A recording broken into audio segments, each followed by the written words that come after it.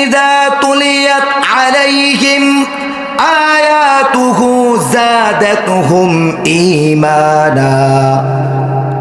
যখন আল্লাহর কালামের আয়াত তিলাওয়াত করা হয় তখন তাদের ঈমানটাকে বৃদ্ধি করে দেন কে?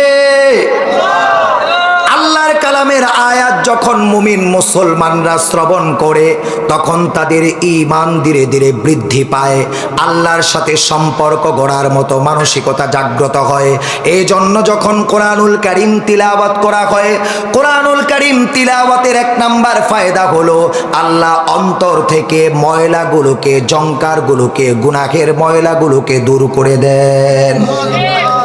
যদি কেউ চায় তার সগীরা গুনাহগুলো মাফ হয়ে যাক, তার কবিরা গুনাহগুলো মাফ হয়ে যাক, আল্লাহর দরবারে তওবা করে বেশি বেশি পরিমাণ কোরআনুল কারীম যখন তিলাওয়াত করবে, আল্লাহ পাক রব্বুল আলামিন তার হৃদয় থেকে দুনিয়ার মুহাব্বতগুলোকে দূর করে দিবেন।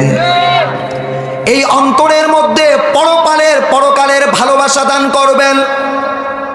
তখন মুমিন নামাজ পড়ে আত্মতৃপ্তি অনুভব করবে।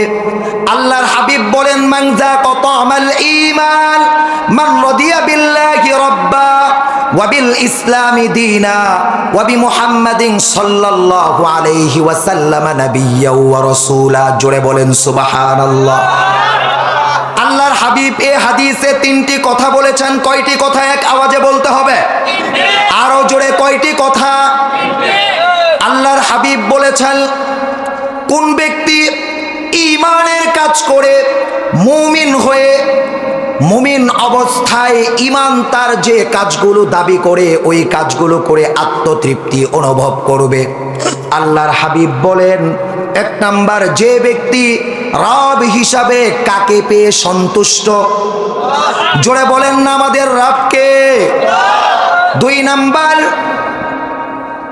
ধর্ম হিসেবে ইসলামকে পেয়ে সন্তুষ্ট। আমাদের ধর্মের নাম কি? তিন নাম্বার, নবী হিসেবে মুহাম্মদ সাল্লাল্লাহু আলাইহি ওয়াসাল্লামকে পেয়ে যারা সন্তুষ্ট, আল্লাহর আনুগত্য করবে, ইসলাম ধর্মের বিধানের কাছে আত্মসমর্পণ করবে আর আনুগত্য করবে রাসূল আকরাম সাল্লাল্লাহু আলাইহি ওয়াসাল্লাম এবং জামাতে সাহাবার আদর্শ অনুযায়ী।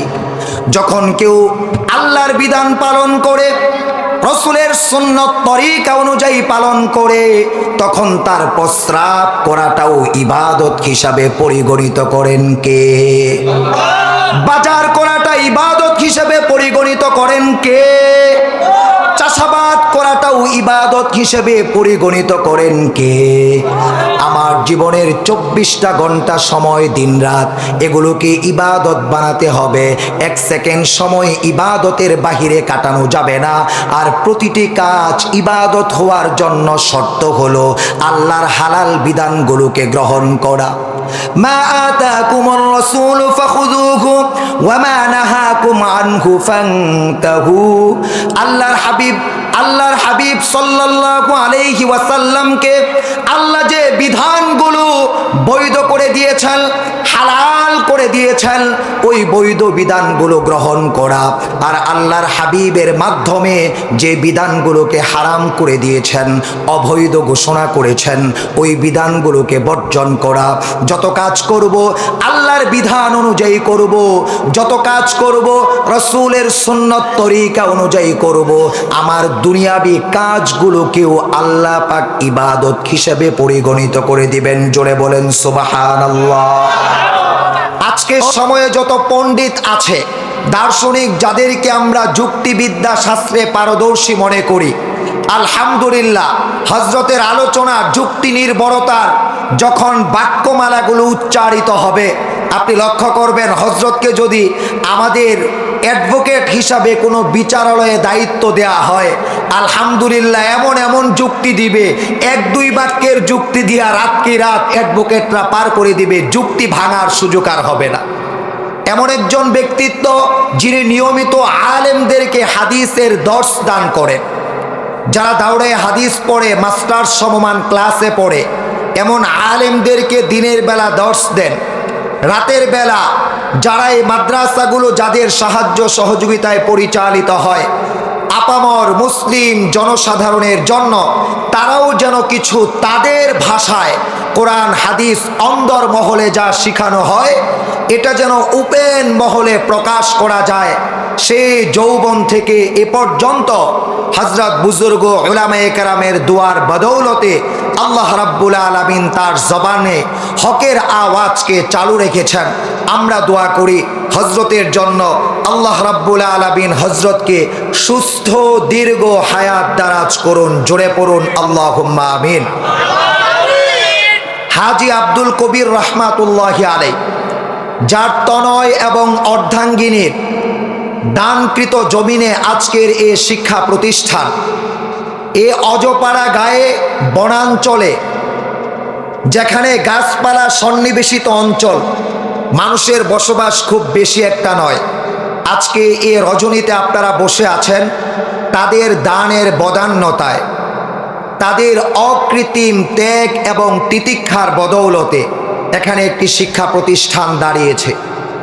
এ শিক্ষা প্রতিষ্ঠান ইসলামী আধুনিক শিক্ষার অপূর্ব সমন্বয়ে যুগোপযোগী শিক্ষা ব্যবস্থাপনায় এদেশের বিজ্ঞ উলামায়ে কেরাম ও শিক্ষাবিদের সার্বিক পরামর্শে ও তত্ত্বাবধায়নে আপনাদের সার্বিক সহযোগিতা ও দোয়ার মাধ্যমে নুরানি মক্তব বিভাগ, নাজেরা বিভাগ, হিফজুল কোরআন বিভাগ আলহামদুলিল্লাহ অত্যন্ত সুচারুরূপে চলে আসছে।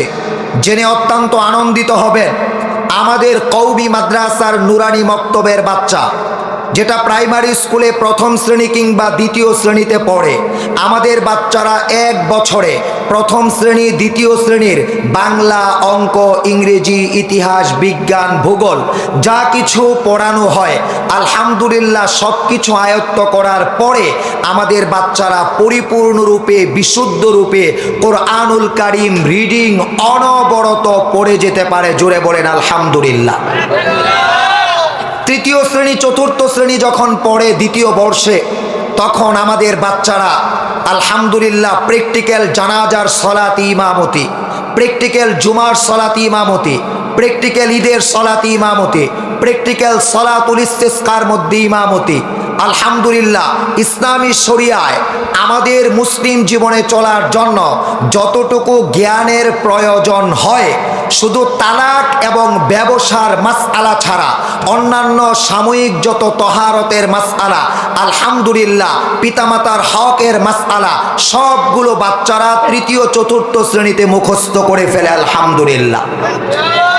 আমাদের এই বাচ্চারা যখন তৃতীয় বর্ষে উন্নীত হয় তখন পঞ্চম শ্রেণীতে যারা প্রাইমারি স্কুলে পরীক্ষা দিতে চায়, পিএসসি সার্টিফিকেট নিতে চায়, ইবতেদায়ী মাদ্রাসায় পরীক্ষা দিতে চায়, পিএসসি ইবতেদায়ী সার্টিফিকেট নিতে চায়, আলহামদুলিল্লাহ আমি বুকে হাত রেখে বলতে পারবো আইকে চ্যালেঞ্জ, আপনাদের এই রাজাবাড়ির মধ্যে যতগুলো প্রাইমারি স্কুল আছে, যতগুলো আলিয়া মাদ্রাসা আছে, আমাদের এই মাদ্রাসার, আমাদের কওমি মাদ্রাসাগুলোর পঞ্চম শ্রেণীর একজন ছাত্র এবং আলিয়া মাদ্রাসা স্কুলের পঞ্চম শ্রেণীর একজন ছাত্র, দুইজনের মধ্যে যদি আপনি কম্পিটিশন দেন, প্রতিযোগিতা দেন, বাংলা শুদ্ধ পড়া, ইংরেজিতে শুদ্ধ রূপে কথা বলা, গণিতের মধ্যে পারদর্শিতা অর্জন করা, ইতিহাসের সংখ্যার মধ্যে পারদর্শিতা অর্জন করা, বিজ্ঞান ভূগোলে পারদর্শিতা অর্জন করা, ইনশাআল্লাহ আমি বুকে হাত রেখে বলতে পারবো শ্রেষ্ঠ প্রতিযোগিতা হিসেবে এই মাদ্রাসা এবং কওমি মাদ্রাসার ছাত্ররা প্রতিযোগী হিসাবে উত্তীর্ণ হবে আলহামদুলিল্লাহ। আপনাদের কাছে যে মেসেজটা আমি পৌঁছাইতে চাই, আমাদের পূর্বের সময়কার বুজুর্গরা তখন জেনারেল বিষয় পড়াতেন না, গুরুত্ব দিতেন না। আজকের সময় আলহামদুলিল্লাহ আমাদের বর্তমান সময়ের বড় যারা আছেন, বরেণ্য মুরব্বী, তারা বিবেচনা করে দশম শ্রেণী লেভেল পর্যন্ত, এসএসসি লেভেল পর্যন্ত কওমি মাদ্রাসায় প্রয়োজনীয় জেনারেল শিক্ষা দেয়া হয়।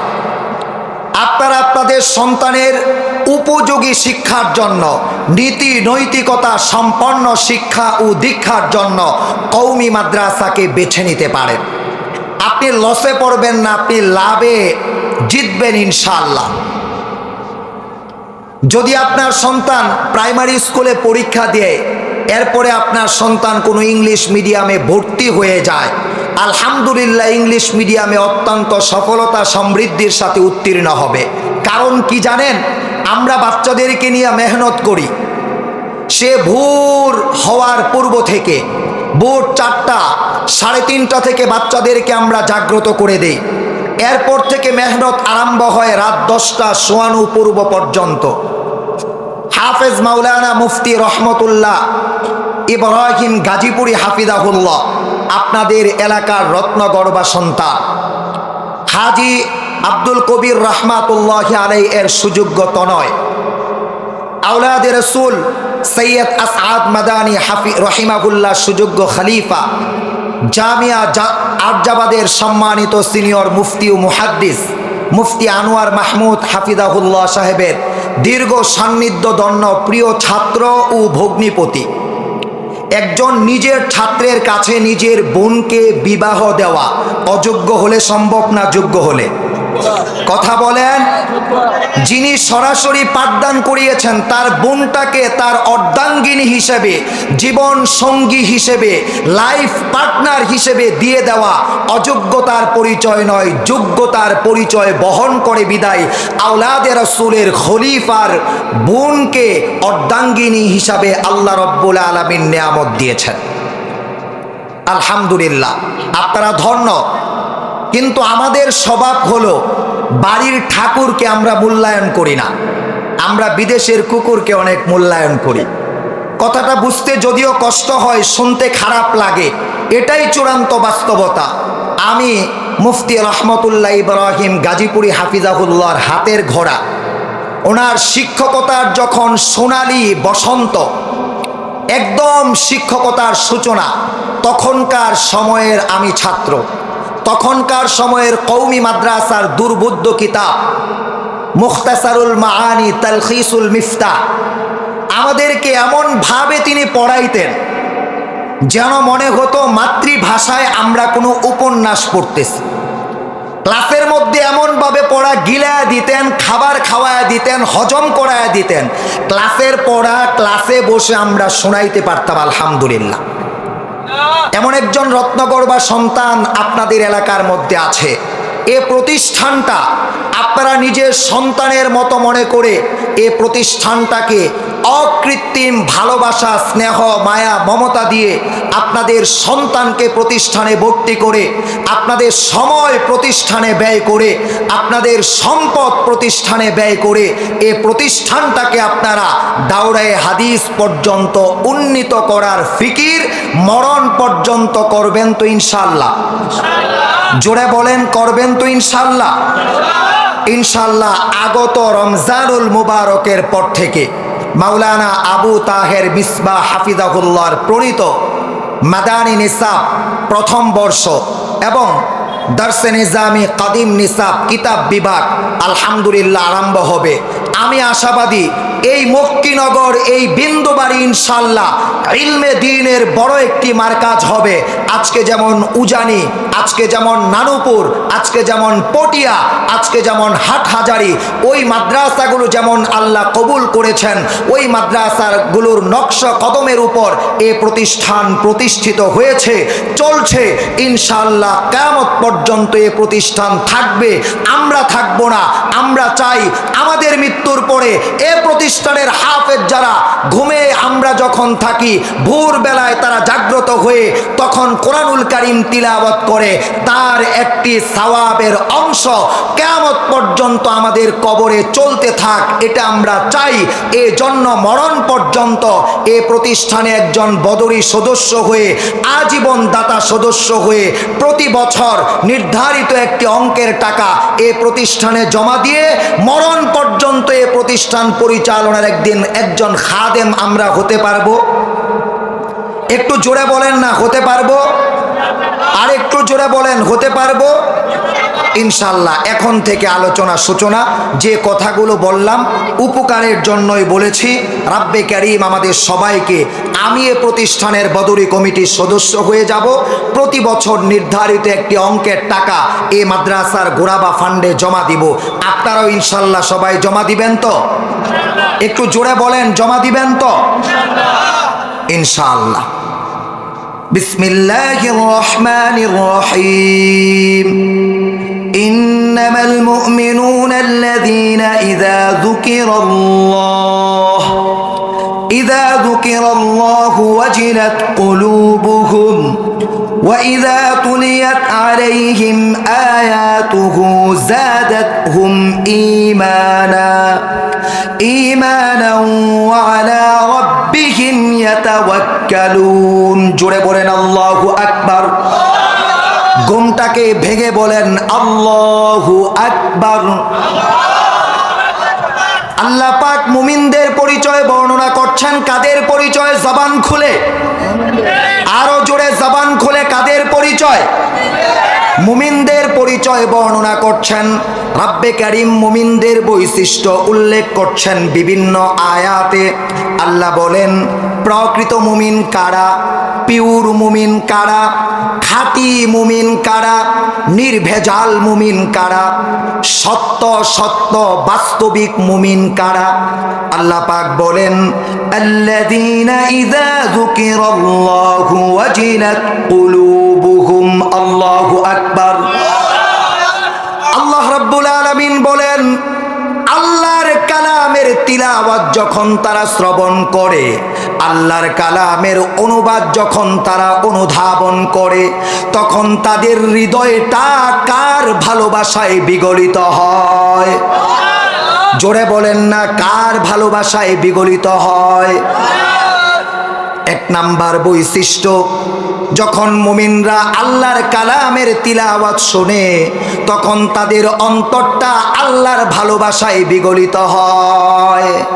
সুতরাং আল্লাহর কালামের তেলাওয়াত শ্রবণ করা প্রয়োজন আছে না নাই? একটু জোরে বলতে হবে, আছে না নাই? জোরে বলেন। সুতরাং নিজে বয়স্ক কোরআন শিক্ষা কেন্দ্র গ্রামের মহল্লার মসজিদের মধ্যে চালু করবেন। ছেলেদেরকে, মেয়েদেরকে, ছোট বাচ্চাদেরকে সাবাহি মক্তব, সকালবেলা মক্তবে প্রেরণ করে দিবেন ফজরের সালাত আদায় করার সাথে সাথে। আপনারা 5 ওয়াক্ত নামাজের, যে ওয়াক্ত নামাজের পরে আপনাদের অধিকাংশ মুসল্লিদের সময় সুযোগ মিলে একত্রিত হওয়ার, সমাগত হওয়ার, সকল মুসল্লিরা মিলে ওই নামাজের যে কোনো একটা ওয়াক্ত নামাজের পরে আপনারা বয়স্ক কোরআন শিক্ষা কেন্দ্র খুলে মসজিদের ইমাম মুয়াজ্জিনের কাছে নিজেকে ছাত্র সাজিয়ে মরণ পর্যন্ত বয়স্ক কোরআন শিক্ষা কেন্দ্রের ছাত্র হয়ে আজরাইলের সাথে সাক্ষাৎ করব। জোরে বলেন ইনশাআল্লাহ। যদি কেউ মরণ পর্যন্ত কোরআনুল কারীমের ছাত্র থাকে তার জন্য উপকার কি? আল্লাহর হাবিব ঘোষণা করেছেন মান সালাকা তারিকান ইয়ালতামিসু ফীহি ইলমান সাহালাল্লাহু লাহু বিহি তারিকান ইলাল জান্নাহ। জোরে বলেন সুবহানাল্লাহ, আরো জোরে সুবহানাল্লাহ।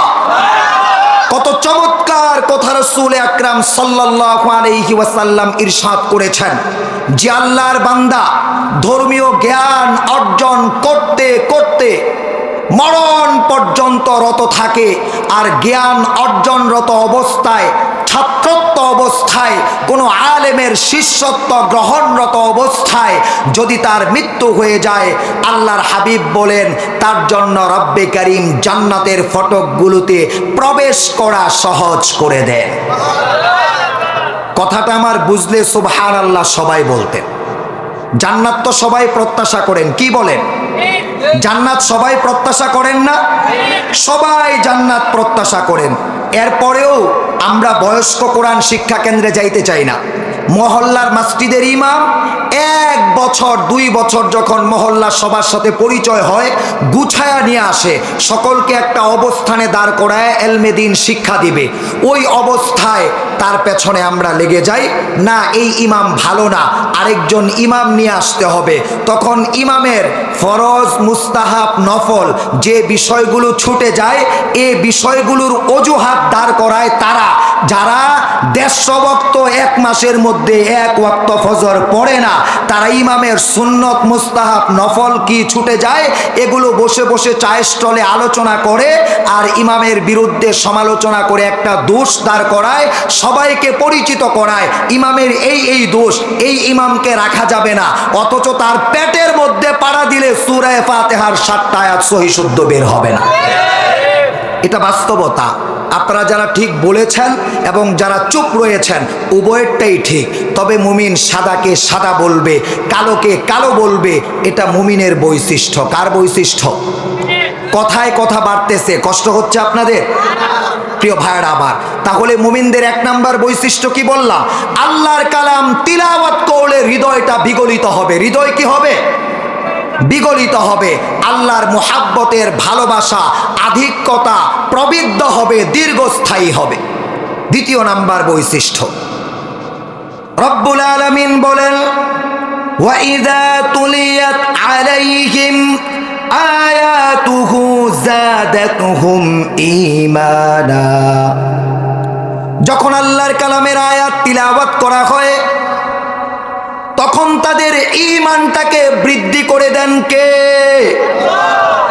আল্লাহর কালামের আয়াত যখন মুমিন মুসলমানরা শ্রবণ করে তখন তাদের ঈমান ধীরে ধীরে বৃদ্ধি পায়, আল্লাহর সাথে সম্পর্ক গড়ার মতো মানসিকতা জাগ্রত হয়। এই জন্য যখন কোরআনুল কারীম তিলাওয়াত করা হয়, কোরআনুল কারীম তিলাওয়াতের 1 নাম্বার ফায়দা হলো আল্লাহ অন্তর থেকে ময়লাগুলোকে, জঙ্কারগুলোকে, গুনাহের ময়লাগুলোকে দূর করে দেন।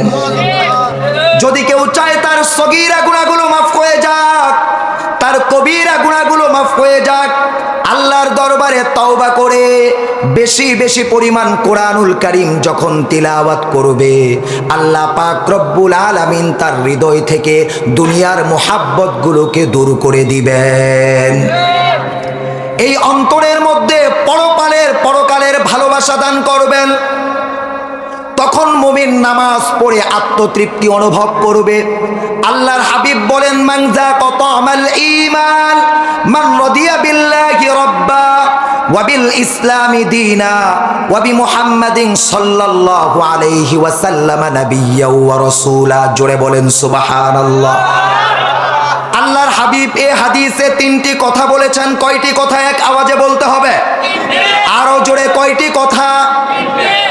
আল্লাহর হাবিব বলেছেন কোন ব্যক্তি ঈমানের কাজ করে মুমিন হয়ে, মুমিন অবস্থায় ঈমান তার যে কাজগুলো দাবি করে ওই কাজগুলো করে আত্মতৃপ্তি অনুভব করবে। আল্লাহর হাবিব বলেন 1 নাম্বার, যে ব্যক্তি রব হিসাবে কাকে পেয়ে সন্তুষ্ট? জোরে বলেন না আমাদের রবকে। 2 নাম্বার, ধর্ম হিসেবে ইসলামকে পেয়ে সন্তুষ্ট। আমাদের ধর্মের নাম কি? 3 নাম্বার, নবী হিসেবে মুহাম্মদ সাল্লাল্লাহু আলাইহি ওয়াসাল্লামকে পেয়ে যারা সন্তুষ্ট, আল্লাহর আনুগত্য করবে, ইসলাম ধর্মের বিধানের কাছে আত্মসমর্পণ করবে আর আনুগত্য করবে রাসূল আকরাম সাল্লাল্লাহু আলাইহি ওয়াসাল্লাম এবং জামাতে সাহাবার আদর্শ অনুযায়ী। যখন কেউ আল্লাহর বিধান পালন করে, রাসূলের সুন্নত তরিকা অনুযায়ী পালন করে, তখন তার প্রস্রাব করাটাও ইবাদত হিসাবে পরিগণিত করেন কে? বাজার করাটা ইবাদত হিসাবে পরিগণিত করেন কে? চাষাবাদ করাটাও ইবাদত হিসেবে পরিগণিত করেন কে? আমার জীবনের 24টা ঘন্টা সময়, দিন রাত, এগুলোকে ইবাদত বানাতে হবে।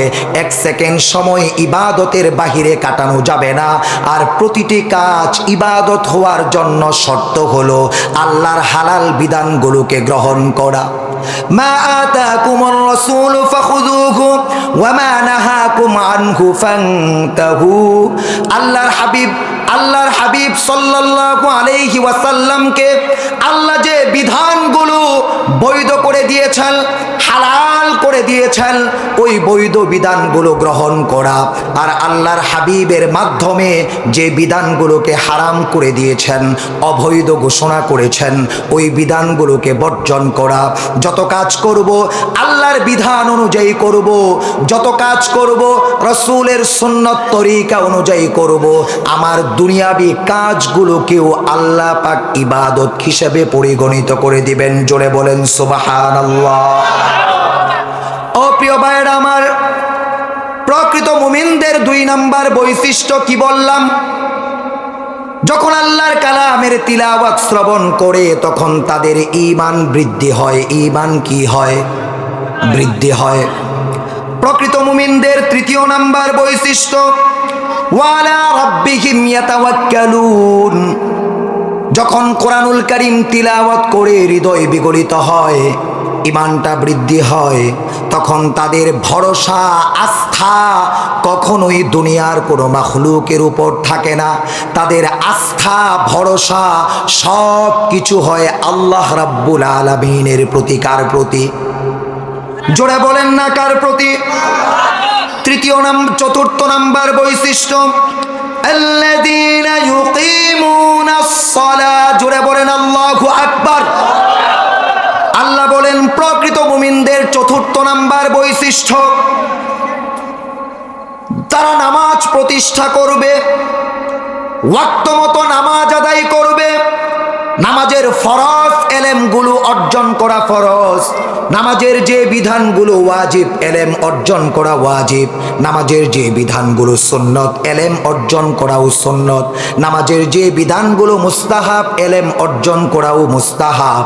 সুতরাং সকলে সমস্বরে আওয়াজ করে বলবেন, এলমে দিন অর্জন করা আমাদের উপর ফরজ কি ফরজ না? আরো জোরে বলেন, ফরজ কি ফরজ না? ও প্রিয় ভাইরা আমার, আপনি স্কুলে পড়েন, কলেজে পড়েন, বিশ্ববিদ্যালয়ে পড়েন, আপনি রাষ্ট্রের গুরুত্বপূর্ণ দায়িত্বশীল, আপনার উপর 5 ওয়াক্ত নামাজ পড়া ফরজ কি ফরজ না? আরো জোরে বলেন, ফরজ কি ফরজ না?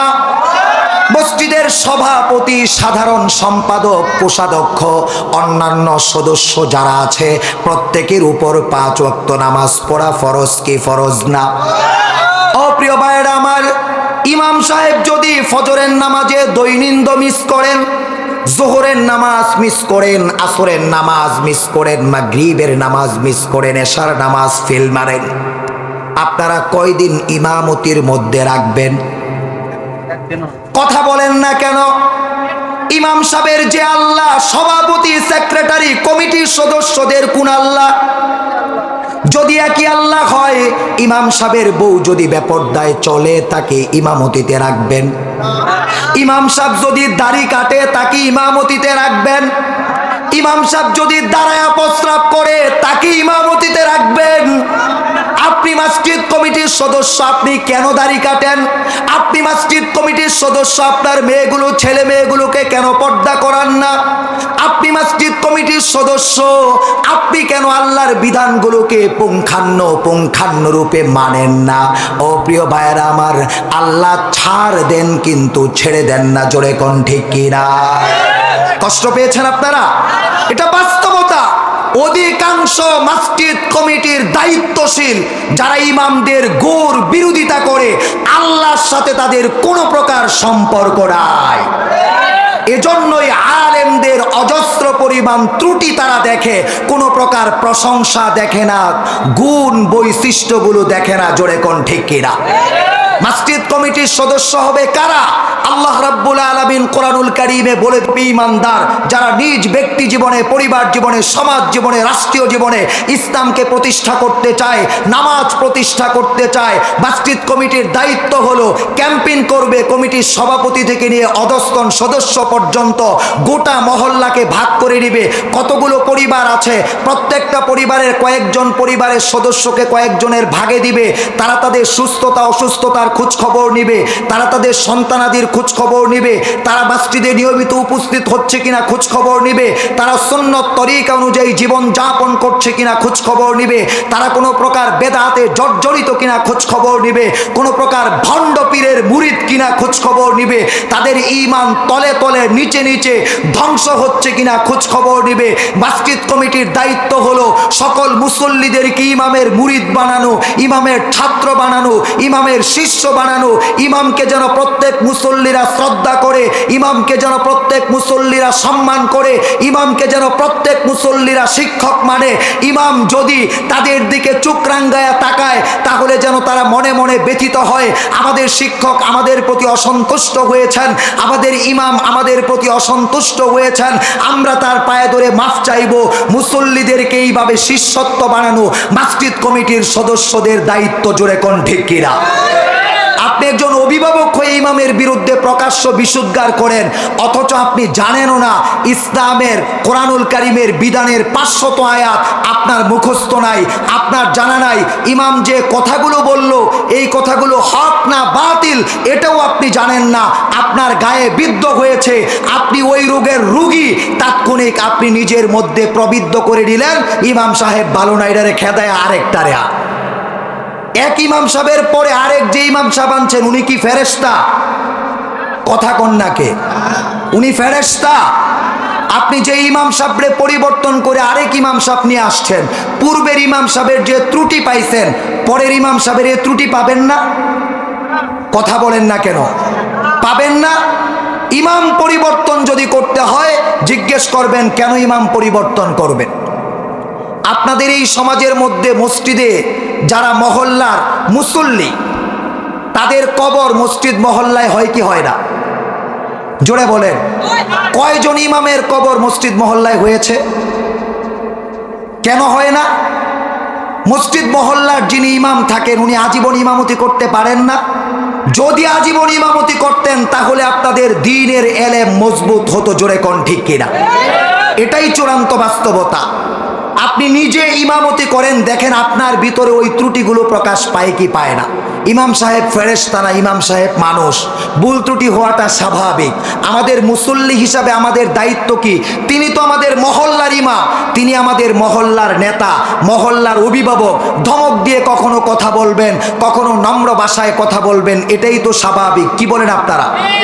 এটাই স্বাভাবিক। সুতরাং যেটা আমি বুঝাইতে চাচ্ছি, আপনার আমার ঈমানের দাবি হচ্ছে ইমাম সাহেবের ছাত্র হতে হবে। কি হতে হবে? কি হতে হবে? তাহলে আমার আপনার জন্য জান্নাতের পথ সুগম হবে। জোরে বলেন আল্লাহু আকবার, সুবহানাল্লাহি ওয়া বিহামদিহি। জোরে বলেন সুবহানাল্লাহি ওয়া বিহামদিহি, সুবহানাল্লাহিল আযীম। কষ্ট পাচ্ছেন আপনারা? কষ্ট পায় না, আমাদের দায়িত্ব তো এটা। বাশীরা ওয়া নাযীরা, আমাদের দায়িত্ব ভাই আপনাদেরকে সতর্ক করা, আমাদের দায়িত্ব আপনাদেরকে জান্নাতের সুসংবাদ দেওয়া, এটা আমাদের দায়িত্ব। আপনাদের দায়িত্ব হচ্ছে কথাগুলো গ্রহণ করা, আমলে নেওয়া। জোরে কোন ঠিক কিনা? আরো জোরে বলেন ঠিক কিনা? হক কথাগুলো আমাদেরকে নিতেই হবে, শুনতেই হবে, এছাড়া বিকল্প কোনো ব্যবস্থা আমাদের জন্য নাই। প্রিয় ভাইরা আমার, প্রকৃত মুমিনদের 4th নাম্বার বৈশিষ্ট্য, প্রকৃত মুমিন যারা হবে তারা ব্যক্তি জীবনে, সমাজ জীবনে, রাষ্ট্রীয় জীবনে নামাজ প্রতিষ্ঠা করবে। কি প্রতিষ্ঠা করবে? জোরে বলেন। আমাদের সকলের দায়িত্ব নামাজকে প্রতিষ্ঠা করা। এক ভাই নামাজ পড়ে না তাকে দাওয়াত দেওয়া, হাতে ধরে পায়ে ধরে তাকে নামাজি বানানোর ফিকির করা, এটা আমাদের দায়িত্ব। নামাজ প্রতিষ্ঠা করলে লাভ হবে কি? আল্লাহ বলেন ইন্নাস সালাতা তানহা আনিল ফাহশাই ওয়াল মুনকারি ওয়াল বাগি। আল্লাহ রাব্বুল আলামিন বলেন নিশ্চয়ই নামাজ তোমাকে নিন্দনীয়, গর্হিত, মন্দ যত প্রকার স্বভাব আছে সকলে যে স্বভাবগুলোকে অপছন্দ করে ওই অশ্লীল কাজগুলো থেকে তোমার নামাজ তোমাকে বাধা দান করবে। জোরে কোন সুবহানাল্লাহ। আল্লাহর হাবিবের কাছে এক সাহাবী গেলেন, তার ব্যাপারে নালিশ করলেন। তিনি নামাজ পড়েন, মন্দ কাজ করেন, তার নামাজ তাকে মন্দ কাজ থেকে ফিরায় না কেন? আল্লাহর হাবিব বললেন তার নামাজের মধ্যে ত্রুটি আছে। যেভাবে নামাজ পড়লে আল্লাহর দরবারে নামাজ কবুল হবে, ওইভাবে সে নামাজ আদায় করতে পারছে না। আজকে আমাদের সমাজে এত মারামারি, এত হানাহানি, এত খুনাখুনি কেন হচ্ছে? আমাদের নামাজ ভাঙ্গার 19টা কারণের মধ্যে 1 নাম্বার যেই কারণ, নামাজে পবিত্র কোরআনুল কারীম তিলাওয়াত অশুদ্ধ পড়া। আওয়াজ করে বলেন, আমাদের সকলের তিলাওয়াতে কোরআন সহি শুদ্ধ আছে না নাই? জোরে বলেন, আছে না নাই? বয়স হয়ে গেল 60-70,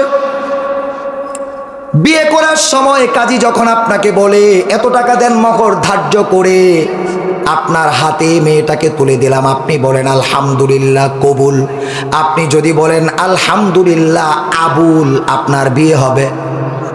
কবুল শব্দের অর্থ গ্রহণ করা, আর আবুল শব্দের অর্থ আমরা জানি আমাদের সমাজে ব্যাককল রেটা হয় ওই আবুল, যদিও অর্থ এটা না। আবুন অর্থ ওয়ালা, আবুন অর্থ হলো মালিক, আবুন অর্থ হলো জিম্মাদার, আবুন অর্থ হলো পিতা। তা আমাদের সমাজে আমরা আবুল কারে ডাকি? যে সমাজের মধ্যে অধস্তন, তাকে দায়িত্বের মধ্যে গণনা করা হয় না। বাস্তব না অবাস্তব?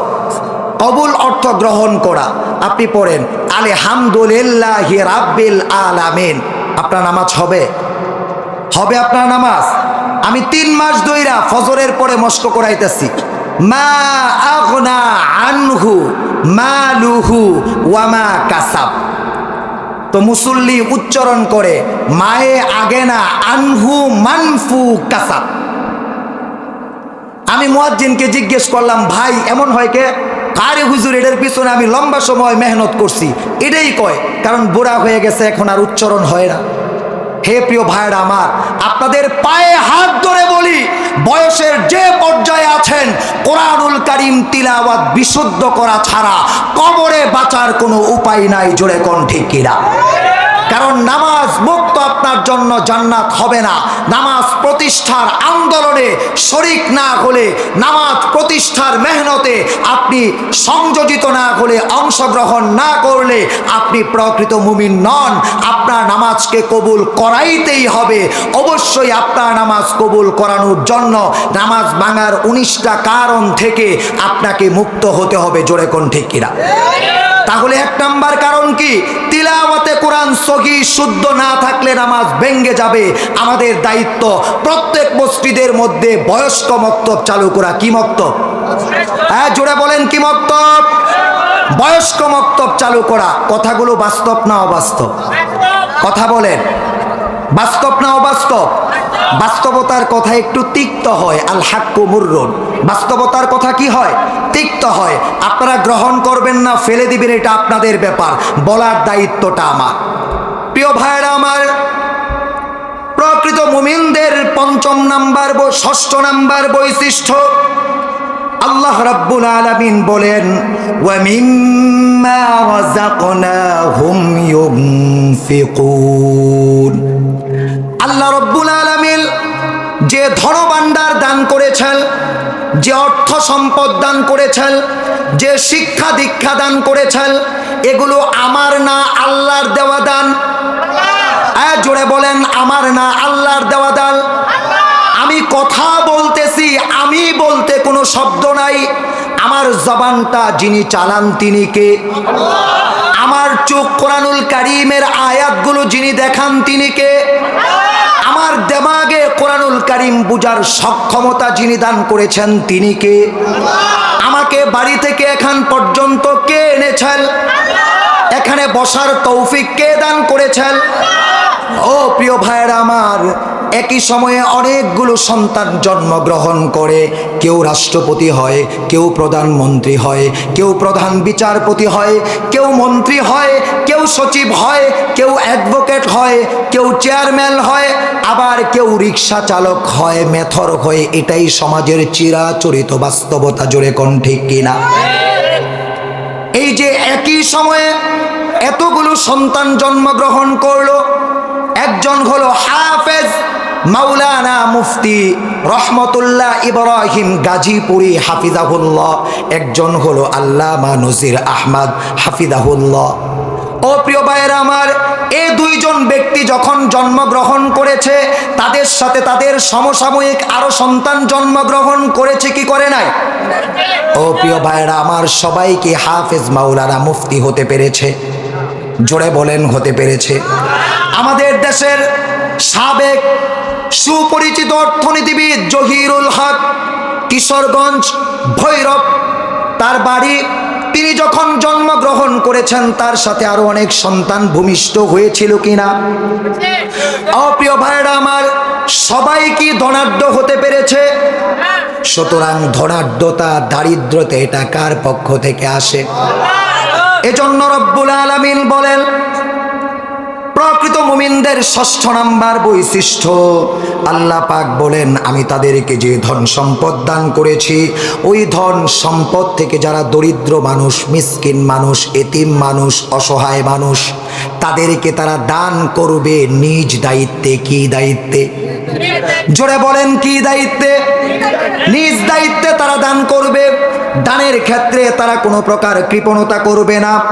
আল্লাহ পাক বলেন এই ৬টি বৈশিষ্ট্য যদি আমাদের মধ্যে থাকে, আল্লাহ বলেন উলাইকা হুমুল মুমিনুনা হাক্কা।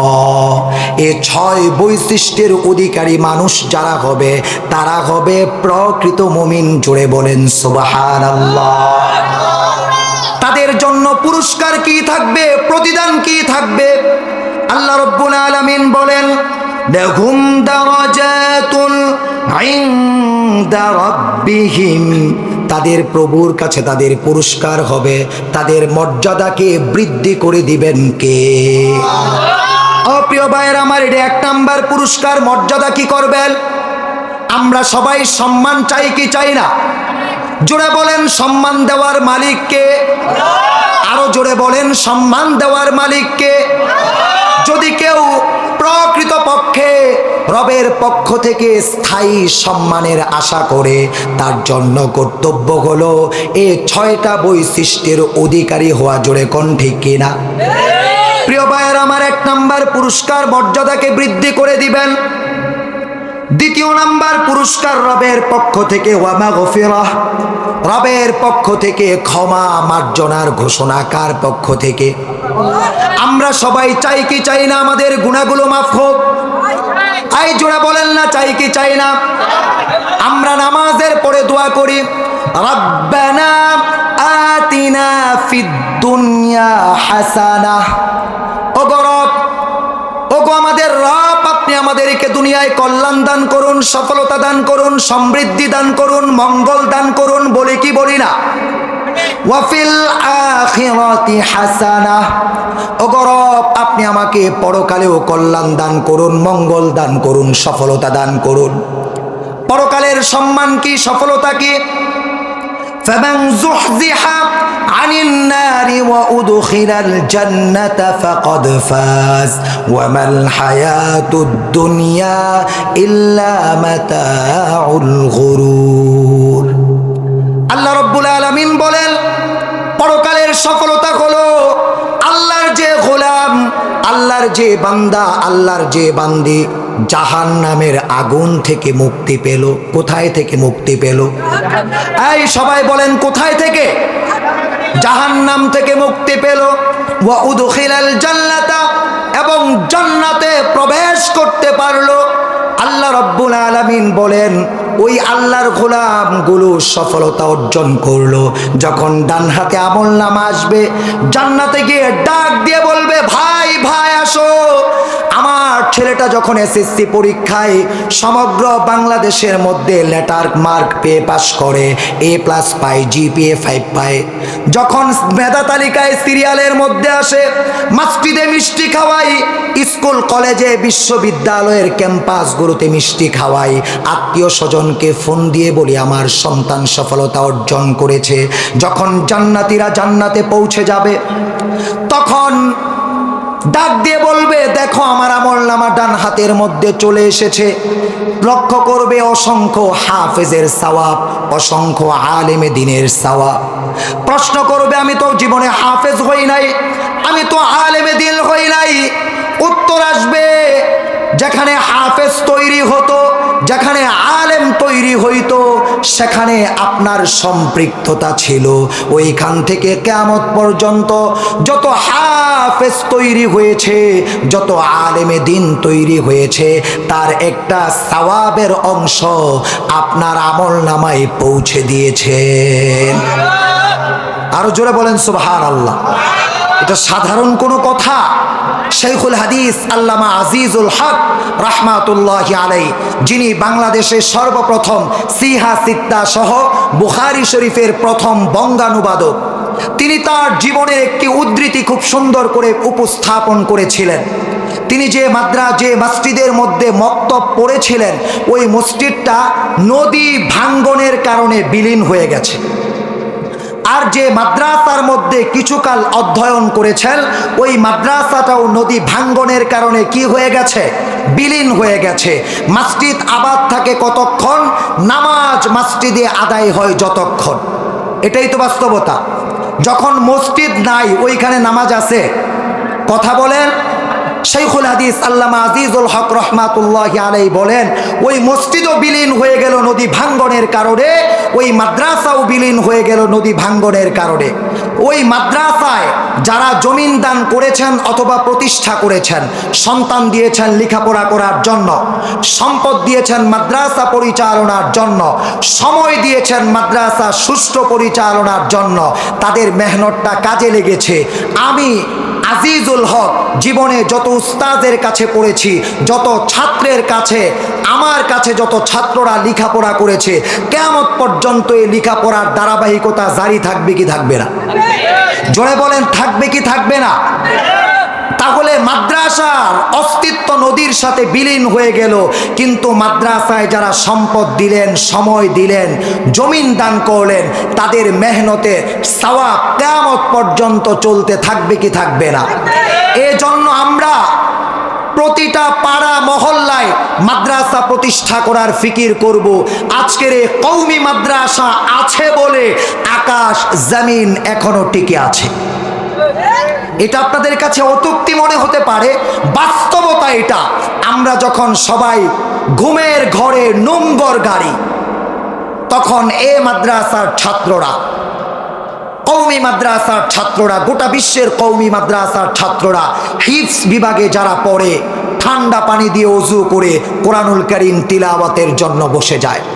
আর কোরআনুল কারীমটাকে, কোরআনুল কারীমের আরো অনেকগুলো নাম আছে, কিন্তু কোরআনুল কারীম নামে কেন নির্বাচন করা হলো? এই কোরআনুল কারীমটাকে গোটা বিশ্বের প্রত্যেক জায়গায় এমন কোনো সময় নাই যেখানে কেউ না কেউ কোরআনুল কারীম তিলাওয়াত করে না। অধিক পঠিতব্য কিতাব কোরআনুল কারীম, এজন্য এর নাম রাখা হয়েছে কোরআনুল কারীম। এই কোরআন সকলে কোনো না কোনো সময়ে কেউ না কেউ তিলাওয়াত করে, এমন এক সেকেন্ড সময় পার হয় না আল্লাহর জমিনের মধ্যে কোরআনুল কারীম তিলাওয়াত হয় না। জোরে বলেন আলহামদুলিল্লাহ। এজন্য এই প্রতিষ্ঠানগুলোর প্রয়োজন আছে না নাই? জোরে বলেন, আছে না নাই? যারা বলতো কওমি মাদ্রাসা ব্যাঙ্গের ছাতার মতো গজায়, আজকে তারাই ব্যাঙ্গের ছাতা হয়ে গেছে। জোরে কোন ঠিক কিরা? কওমি মাদ্রাসায় আল্লাহ ওয়ালা জন্ম হয়। এ কওমি মাদ্রাসা ছিল, আছে বলেই হাফিজি হুজুরের মতো মহান সাধক আমরা বাংলাদেশে পেয়েছি। জোরে বলেন ঠিক কিরা? শেখুল হাদিস আল্লামা আজিজুল হকের মতো, মুফতি ফজলুল হক আমিনী রহমাতুল্লাহি আলাইহি এর মতো, শামসুল হক ফরিদপুরি রহমাতুল্লাহি আলাইহি এর মতো, কারি ইব্রাহিম রহমাতুল্লাহি আলাইহির মতো, আব্দুল ওয়াহাব পীরজি রহমাতুল্লাহি আলাইহি এর মতো, আল্লামা আহমদ শফি রহমাতুল্লাহি আলাইহি এর মতো, আল্লামা নূর হুসাইন কাসেমি রহমাতুল্লাহি আলাইহির মতো, আল্লামা জুনাইদ বাবুনগরী রহমাতুল্লাহি আলাইহির মতো আল্লাহ ওয়ালা মহান সাধক পেয়েছি, যাদের ফিকির শুধু পরকাল ছিল। এরা যদি চাইতেন দুনিয়ার মধ্যে স্বর্ণ দিয়ে বাড়ি বানাইতে পারতেন, এমন ভক্ত অনুরাগী তাদের ছিল।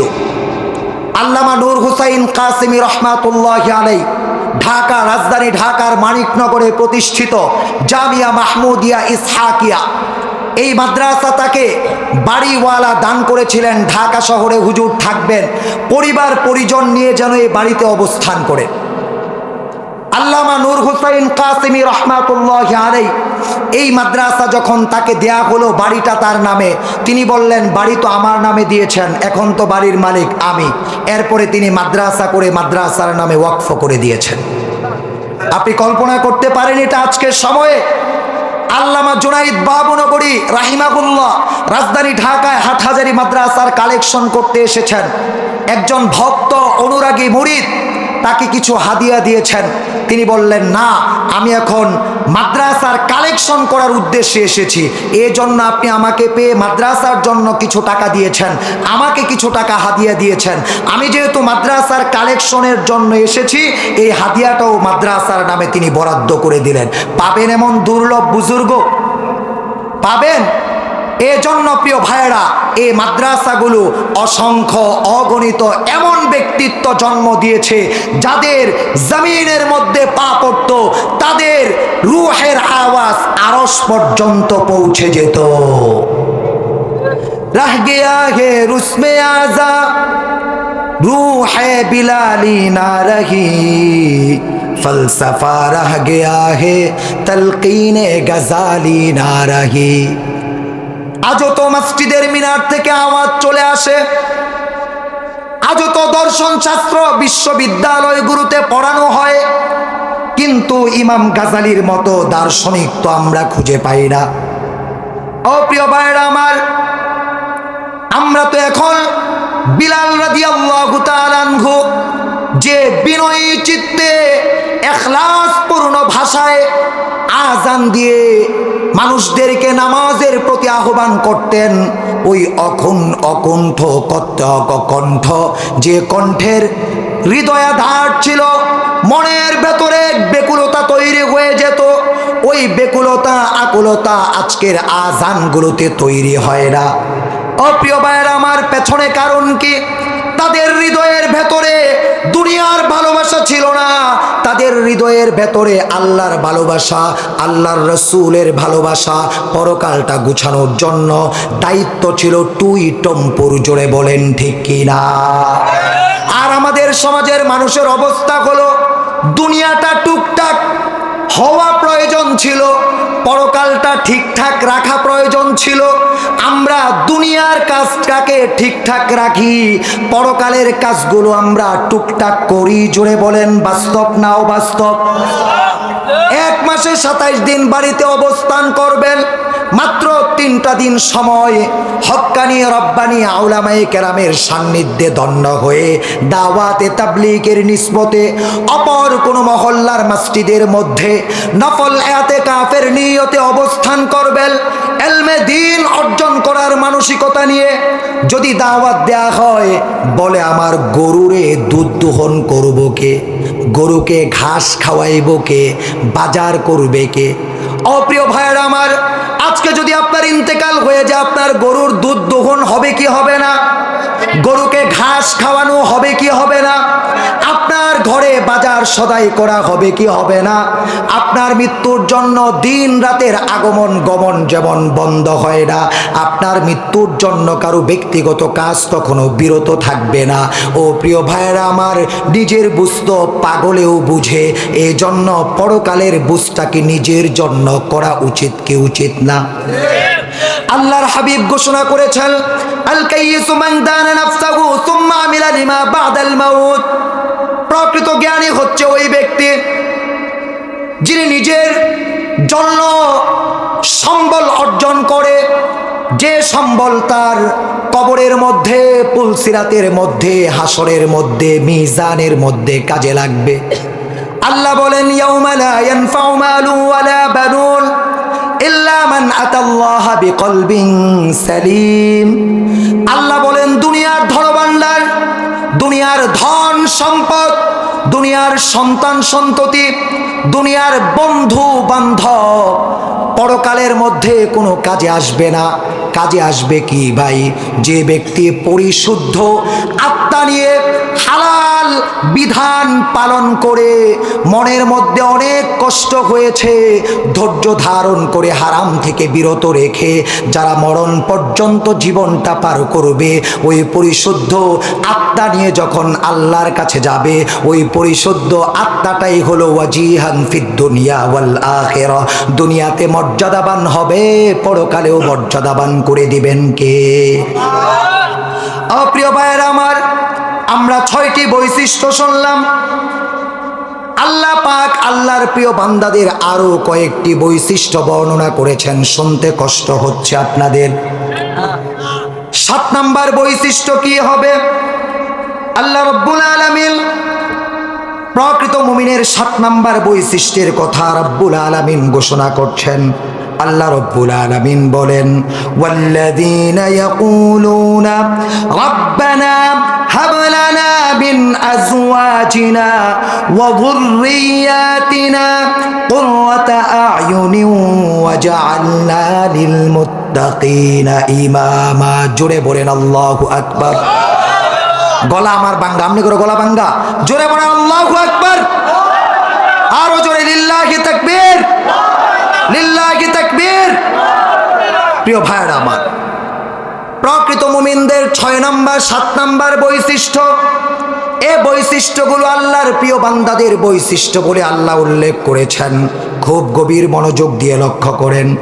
আল্লাহ রাব্বুল আলামিন বলেন, যারা এই কথা, তারা এই কথা বলবে, রব্বানা, হে আমাদের প্রতিপালক, হে আমাদের রব, হে আমাদের আল্লাহ, আপনি ছাড়া আমাদের কোনো রব নাই, আমি ছাড়া আপনার অসংখ্য অগণিত বান্দা বান্দি আছে না নাই। সুতরাং আমার শেষ ঠিকানা কোন দিকে? আমার শেষ ঠিকানা কোন দিকে? আল্লাহর দিকে। জোরে বলেন কোন দিকে? আল্লাহ বলেন, ফাফিরু ইলাল্লাহ, বান্দা আল্লাহর দিকে দৌড়াও, আল্লাহর দিকে তোমরা অগ্রসর হও। রব্বুল আলামিন বলেন, বান্দারা বলবে, হে আমাদের রব, হাবলানা, আমাদের জন্য দান করেন, আমাদের জন্য কি করেন? আমাদেরকে দান করেন, আমাদেরকে দেন। কি দেন? মিন আজওয়াজিনা, আপনার পক্ষ থেকে আমাদেরকে এমন অর্ধাঙ্গিনী দান করুন যাদেরকে দেখলে চোখ শীতল হয়, হৃদয়টা শীতল হয়, যাদের দিকে তাকাইলে দেহের দৈহিক ক্লান্তিগুলো দূর হয়ে যায়, দুনিয়ার অন্যান্য ক্লান্তিগুলো দূর হয়ে যায়, এমন একজন অর্ধাঙ্গিনী আপনি আমাদেরকে উপহার দিন। অপ্রিয় ভাইয়েরা আমার, এরপরে কি উপহার দিল? ওয়া যুররিয়াতিনা, আমাদের উভয়ের একীভূত হওয়ার মধ্য দিয়ে, ভালোবাসার বন্ধন অটুট হওয়ার মধ্য দিয়ে, হৃদ্রতার বন্ধন অবিচলতার মধ্য দিয়ে এমন বংশ বিস্তার আমাদের মাধ্যমে করান, এমন সন্তান সন্ততি আমাদের বংশের মধ্যে দান করুন।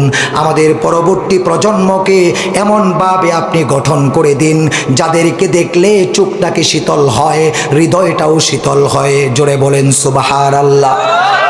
এটা মুমিনদের বৈশিষ্ট্য। মুমিনরা আল্লাহর কাছে দোয়া করতে হবে। এরপরে আল্লাহ বলেন, ওয়াজআলনা লিল মুত্তাকিনা ইমামা, ওগো আল্লাহ, আপনি আমাকে, আমার অর্ধাঙ্গিনীকে, ওগো আল্লাহ, আমাদের উভয়ের ভালোবাসার স্থায়িত্বের মধ্য দিয়ে যে সন্তান সন্ততি পৃথিবীতে আগমন করেছে, আল্লাহ আপনি তাদেরকে আল্লাহ ভয়কারীদের, আল্লাহ ভীরুদের, মুত্তাকিদের নেতা বানান। কাদের নেতা? এই জোরে বলেন, কাদের নেতা? নেতা হওয়ার জন্য দোয়া শিখিয়ে দিয়েছেন কে? কথা বলে না, কে? কাদের নেতা? আল্লাহকে ভয়কারীদের নেতা। কাদের নেতা? এখন বন্ধুকে প্ররোচনা দিয়ে গুনাহ করায়া, আল্লাহর বিরুদ্ধে দাঁড় করায়া জাহান্নামের দিকে নিয়ে যায় কি যায় না? জোরে বলেন।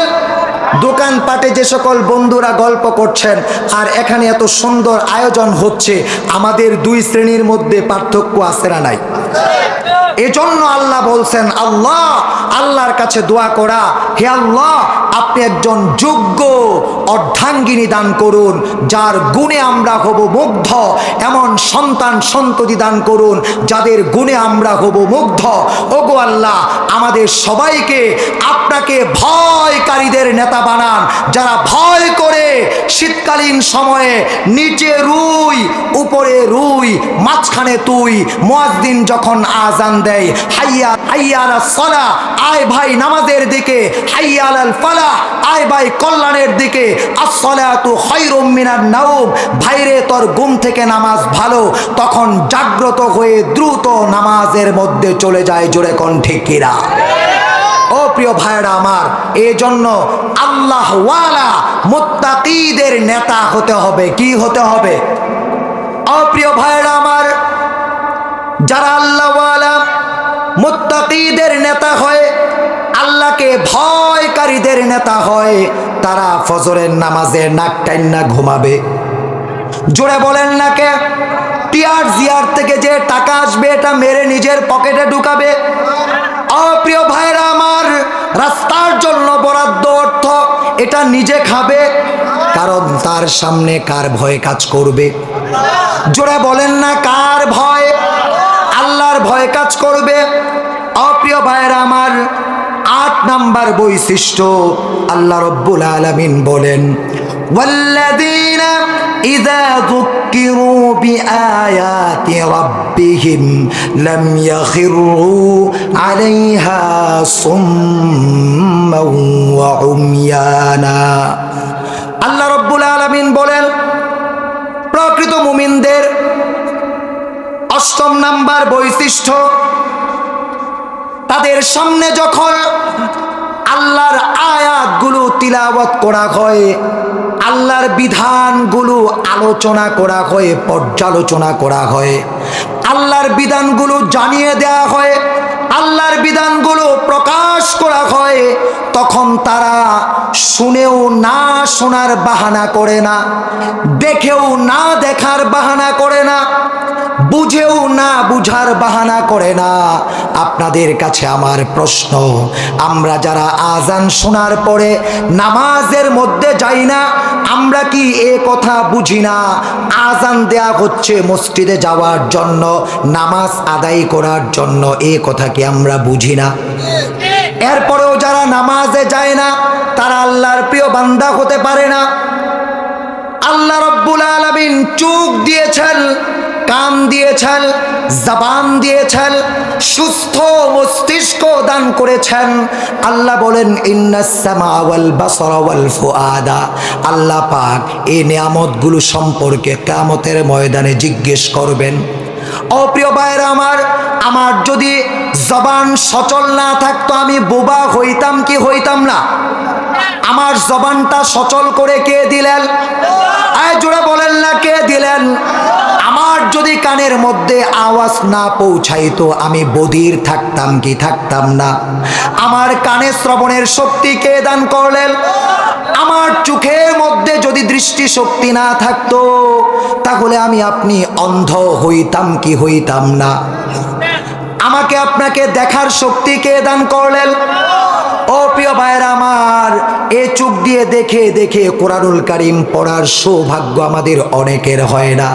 এমনও ঘর আছে, এমনও বাড়ি আছে, পরিবারের একজন সদস্য, সকল সদস্য মিলে তো দূরের কথা, একজন সদস্য বছরে 1 খতম কোরআনুল কারীম দেখে দেখে পড়তে পারে না।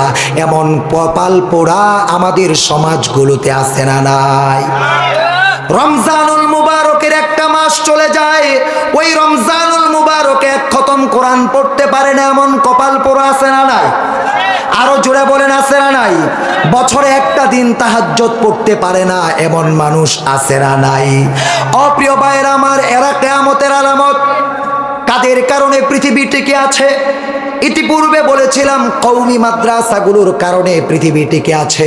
আল্লাহর হাবিব বলেছেন, লা ইয়াকুমুস সাআতু হাত্তা ইয়াকুলু আল্লাহু আল্লাহ। ততদিন পর্যন্ত কিয়ামত হবে না যতদিন পর্যন্ত আকাশের নিচে জমিনের উপরে একজন আল্লাহর গোলাম থাকবেন, যিনি আল্লাহকে আল্লাহ বলে স্মরণ করেন, আল্লাহর বিধানগুলো মেনে চলেন, রসুলের সুন্নাতগুলো মেনে চলেন, আল্লাহর কালাম তিলাওয়াত হলে হৃদয়টা বিগলিত হয়, চোখগুলো অস্ত্রসিক্ত হয়, ঈমানগুলো বৃদ্ধি পায়, নামাজ প্রতিষ্ঠা করে আল্লাহ যে ধনভাণ্ডার দান করেছেন তা দান করে আল্লাহর কাছে বলে, আল্লাহ অর্ধাঙ্গিনী দাও, চোখ শীতল হয়, হৃদয় শীতল হয়। আল্লাহর কাছে বলে, আল্লাহ এমন সন্তান সন্ততি দাও যা দেখলে চোখ জোড়ায়, হৃদয় জোড়ায়, সন্তান যেন অবাধ্য না হয়। ওগো আল্লাহ, আমাদের সবাইকে গুনাহকারীদের নেতা বানায়ো না, কবিরা গুনাহ করে, সগীরা গুনাহ করে এমন মানুষের নেতা বানায়ো না। আল্লাহ তোমাকে ভয়কারীদের নেতা বানাও। এরপরে আল্লাহর বিধানগুলো যখন সামনে আসে, বুঝেও না বুঝার বাহানা করে না, শুনেও না শোনার বাহানা করে না, দেখেও না দেখার বাহানা করে না। জোরে বলেন ঠিক কি না? আল্লাহর প্রকৃত মুমিন বান্দা যারা, তাদের নবম নাম্বার বৈশিষ্ট্য রব্বুল আলামিন বলেন, والذين لا يشهدون الزور وإذا مروا باللغو مروا كراما। জোরে বলেন আল্লাহু আকবার। আল্লাহ বলেন, প্রকৃত মুমিনদের বৈশিষ্ট্য হলো, প্রকৃত মুমিনরা কখনো মিথ্যা কথা বলবে না, মিথ্যা সাক্ষ্য দিবে না। কি কথা বলবে না? মিথ্যা কথা বলবে না, মিথ্যা সাক্ষ্য দিবে না। আমাদের সমাজের মধ্যে আমরা মিথ্যা কথা বলি কি বলি না? জোরে বলেন, বলি কি বলি না? মিথ্যা সাক্ষ্য দেয়া হয় কি হয় না? শুধুমাত্র মিথ্যা সাক্ষ্য দেওয়ার কারণে কত নিরপরাধ মানুষ জেলখানার অন্ধকার প্রকোষ্ঠে জীবন পার করছে। শুধুমাত্র মিথ্যা সাক্ষ্য দেওয়ার কারণে কত তাহাজ্জুদ গুজার, কত আল্লাহওয়ালা পরহেজগার মানুষ ফাঁসির কাষ্টে ঝুলে তাদের জীবনটাকে শাহাদাতের অমীয় সুধা পান করে আল্লাহর কাছে চলে গেছেন। হে প্রিয় ভাইরা আমার, এতদিন যারা মিথ্যা চর্চা করতেন, আপনাদের ঠিকানা বাংলাদেশে হয় নাই। ফাতাবিরু ইয়া উলিল আবসার, চাক্ষুষ্মান ব্যক্তিরা পূর্বের অবস্থান দেখে দেখে শিক্ষা গ্রহণ করে। আপনারা যারা পূর্বের অবস্থান দেখে শিক্ষা গ্রহণ করবেন না, আপনারা মনুষ্যত্বওয়ালা মানুষ নন, আপনারা পশুত্বওয়ালা মানুষ। জোরে বলেন ঠিক কিনা? আমরা ফেসিবাদ জিকির করি, জালেম জিকির করি। নতুন ভাবে কোনো ফেসিবাদ যদি জন্ম নেয়, কোনো জালেম যদি জন্ম নেয়, পূর্বের ফেসিবাদ আর জালেমের যে অবস্থা হয়েছে, নতুন ফেসিবাদ আর জালেমদের একই অবস্থা হবে, তার চাইতে ভয়াবহ অবস্থা হবে। জোরে বলেন ঠিক কিনা? আল্লাহর রাসূল বলেছেন, ইত্তাকু লিদাওয়াতাল মাজলুম, তোমরা মাজলুমের আর্তনাদকে ভয় করো, মাজলুমের আহ্বানকে ভয় করো। কারণ মাজলুম যখন শুধু বলে আহ, দুনিয়ার কারো কাছে সে সারা শব্দ পায় না। মাজলুম যখন আহ শব্দ বলে ওঠে, আল্লাহর আরশে গিয়ে মাজলুমের আওয়াজ ধাক্কা লাগে। লিল্লাহি তাকবীর, লিল্লাহি তাকবীর, লিল্লাহি তাকবীর। আল্লামা নজির আহমদ সাহেবের আগমন, আল্লাহর ওলির আগমন, প্রধান আকর্ষণের আগমন, প্রধান আলোচকের আগমন, শুভেচ্ছা স্বাগতম।